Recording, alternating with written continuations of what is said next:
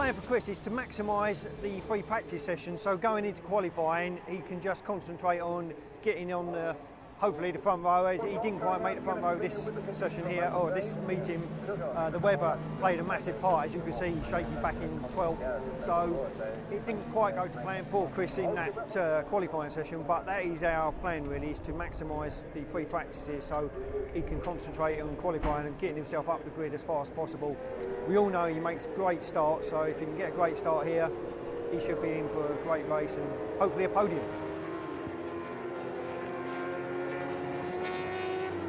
Our hopes for young Chris are to battle in the top 10 and push towards the top 6.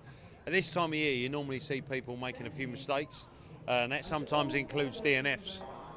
So it's important for Chris to be consistent and to have a good chassis underneath him so he's happy on the bike. Unfortunately, this morning we had a bit of a setback, and Chris crashed uncharacteristically in warm-up. So already, our best laid plans for the weekend are slightly awry. The guys have done a fantastic job in piecing back together a full spec bike for him. There was only light damage. Chris has got some damage to his left arm, but it's been past fit to ride, so really we're fingers crossed for this race one to see how that affects his performance. Hopefully he'll get his usual stalker start and be in the mix from the off. Yeah, I was a bit sore today. I just a bit of a tip off in morning warm up. Don't really quite know what I did wrong, but it must have been something. It's normally pilot error when you jump off, but no, I get my forearm and a whack on the ground, got a bit of muscular damage and just sprained my wrist. Nothing broken. I've been to the medics and it doesn't look like there's anything broken. It's just really sore. That's all. I want James to use the grit and determination that he showed last night after a pretty dismal Q2, saw him qualify 19th.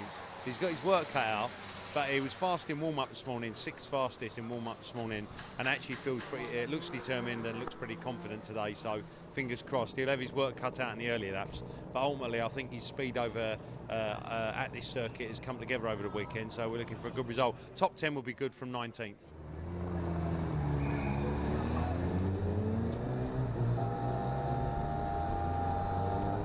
Assen, it's a fast track for us, and it's a good track for us, sorry, it's a fast track. I enjoy it. We've got the Kawasaki working well now. It's warm this morning, we're 0.8 off.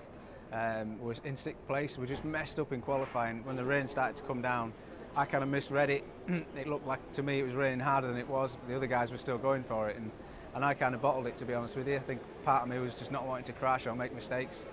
The leg won't take another crash at the minute, so I hold my hands up to that. It was totally my fault. And unfortunately we're starting from 19th on the grid, but like I say, we got back up there this morning and finished 6th, up with the front guys and got the times down again, so I'm hoping for a good race, try and get the grid position higher from race 1 to race 2.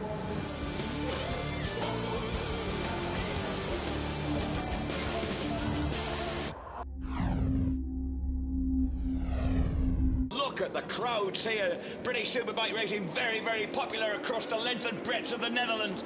Off the start line. A good start by Christian in getting the BMW power down on the Bimotor, and right behind him Tommy Bridewell cut across Dan Linfoot right through from the second row of the grid, tiptoes through the first turn. He said he had the experience from yesterday's Q3.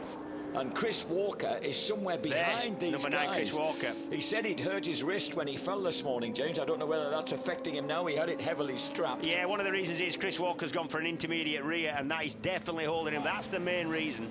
Okay. So at the moment, Walker is outside the top 20. There's James Ellison tucked in just behind Peter Hickman and Stuart Easton, and going through inside Stuart Easton. We're only on lap 7 of 17, a long way to go. When this track dries out, expect people like Walker and Hopkins, who have the intermediate rear on, to be able to go quicker than these guys are. And at that moment, Chris Walker's appeared in the top 20 for the first time. And he's doing a 52 now. The rider in front is Burrell on weights doing 57s. There's James Ellison now ahead of Dan Linfoot, who's faded out rather to 7th place. That's Ellison. He's having a good ride for a man who still isn't over that broken leg, you know. 3rd place, I think, will go to Stuart Easton. It's definitely Easton. Walker's been lapped. It's definitely Easton. So Stuart Easton, the second man in picture there, will take 3rd place as they cross the line. I think Ellison might have got the better of Christian Eden. He did, to make it through in 4th place.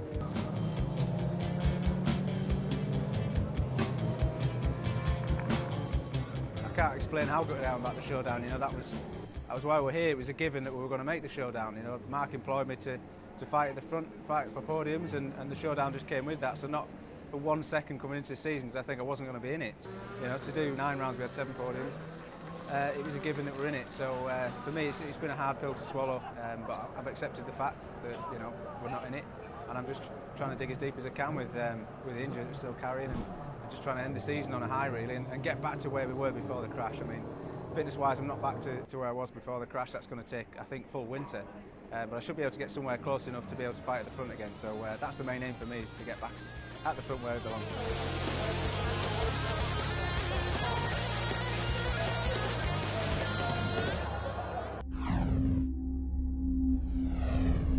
The lights will come on first, and when they're off, the race is on.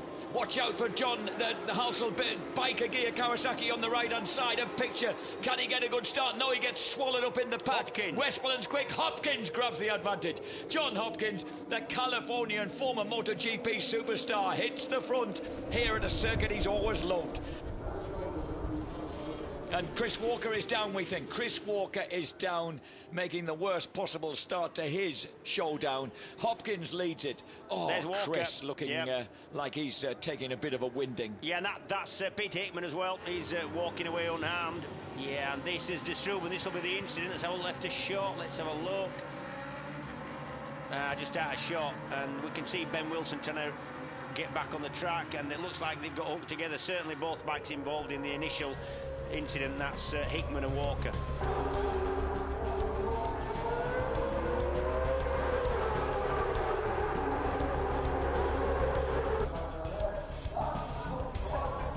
Shaky Byrne take a narrow victory of Yuichi Kianari, with Tommy Bridewell third for Milwaukee Yamaha.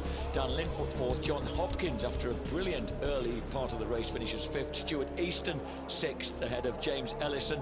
Hopefully GBmoto, Lloyds British GBmoto want to keep me. Hopefully Kawasaki want to keep me.